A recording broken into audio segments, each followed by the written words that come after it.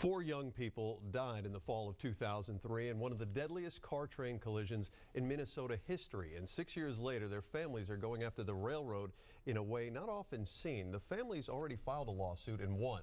About a year ago, a jury found Burlington Northern Santa Fe responsible for the crash and awarded a very large cash verdict. The railroad disagreed with the verdict and appealed, but the families are fighting on in a new way. Rick Capcella is here with more. Well, hey guys, you know, the families of the 4 kids killed here launched a new court challenge recently seeking to punish Burlington Northern for the way the railroad conducted business during and before that original trial.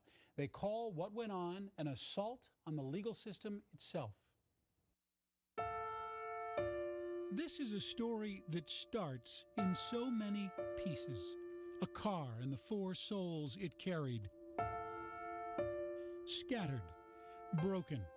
It is a level of destruction not commonly seen. Here's what's known. 20-year-old Brian Frazier and his lifelong friend and roommate, 20-year-old Harry Rhodes, were headed home to a party for another friend who was headed off to war. In the back seat were 19-year-old Corey Chase and 17-year-old Bridget Shannon. It was just after 10 p.m., September 26, 2003. None of them were drinking. They were just entering Anoka at the Ferry Street crossing when they were hit by a train. Marks on the road indicate that little Chevy Cavalier could not have been more perfectly placed for complete annihilation. Hit squarely in the center of the tracks by a westbound train weighing 12 million pounds and moving at 62 miles an hour. The timing is almost incomprehensible. A couple seconds on either side of the track would have made all the difference in the world. What if we had gone to Maple Grove and gone to dinner instead? She would have been too late to, or what if Bridget she was late for everything. She was always late. All these kids would be here today if one little thing had changed. Yeah. Her family keeps a computer file full of photos documenting the life that was, birth to death, in not quite 18 years. The girly girl whose love of dress-up and makeup seemed destined for the real world of fashion design before she got in the path of that train. I have to hope that they were totally oblivious to what had happened. I think they were on their merry way to go pick up another person, and the arms and the lights never worked, and they just went through the intersection with the train coming through. A jury determined that the railroad is largely responsible for this crash. They put 90% of the blame for the accident on the Burlington Northern Santa Fe, despite the fact that a police report says the driver of the car, Brian Frazier, actually drove around the crossing arm to go onto the tracks. See that little metal shack on the other side of the road? In there is a computer system that downloads all the information on the crossing arm, when it's up, when it's down, if the bells are sounding. According to the police, workers from Burlington Northern Santa Fe went into that shack, downloaded that information, and walked away on the night of the crash. And according to the police report, they never did supply that information to authorities. Jury foreman Alan Cornett told us for 7 of the 8 jurors who sat through the month-and-a-half-long trial, the evidence was overwhelming. We felt that, yeah, there's no way those kids would have gone around it. No alcohol involved, no drugs involved. The kids were going fast enough to get over the tracks. But to me, there was no horn, no gate, no bells. Bam. The car's black box had it traveling 28 miles an hour. The jury believed skid marks in the southbound lane were further evidence the police report was wrong. The driver did not try to go around the arm. And the only way those skid marks could have got there is if the gates were up.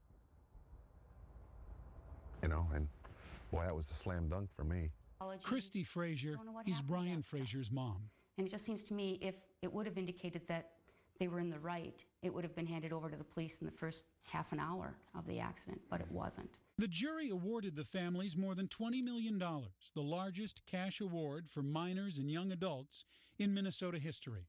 The Burlington Northern is asking for a new trial. But just as the judge begins to consider that, the families are also coming back for more. They say it's not enough to see their kids vindicated in this accident. They want to see Burlington Northern punished for what their lawyers call the abuse of the justice system itself. It's rare. It's rare that you can catch a corporation doing something this devious. It's rare that parties like these families have the ability to stick with it. Now in court, almost 6 years after the accident and a year after the jury verdict, they are back with a damning 15-page motion of interference with a police investigation, destruction of evidence, tampering with evidence, concealing evidence, perjury, and the list goes on. BNSF denies any wrongdoing here. In a response to that filing, BNSF calls the claims argumentative, unsupported, and at times inaccurate. In a statement released to KARE11 News last week, they also challenged the earlier verdict. They say, quote, "The great weight of the evidence demonstrates BNSF acted properly and the occupants went around the gates and the warning devices at this crossing."